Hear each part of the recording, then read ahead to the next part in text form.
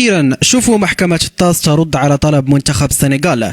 وأخيرا خرجت محكمة التحكيم الرياضي الطاس لتوضح موقفها من الطعن المقدم من الاتحاد السنغالي لكرة القدم بشأن سحب لقب كأس إفريقيا من منتخب السنغال بعد انسحابه من المباراة النهائية أمام المنتخب المغربي. هذا الإعلان أشعل الترقب داخل الأوساط الرياضية والجماهيرية، حيث ينتظر الجميع قرارا نهائيا قد يغير مجرى البطولة التاريخية.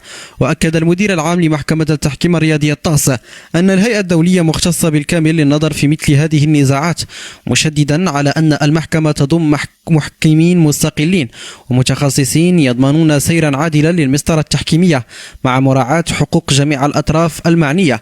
وأضاف المسؤول أن المحكمة تدرك حجم الانتظار الكبير من الجماهير والمنتخبات، وأن جهودا كبيرة ستبذل لتسريع الإجراءات دون الإخلال بالمعايير القانونية. وقال في تصريح رسمي: محكمة التحكيم الرياضية مؤهلة للنظر في هذه النزاعات، وسنعمل على إنجاز المسطرة في أسرع وقت ممكن مع ضمان محاكمة عادلة واحترام حقوق كل الأطراف.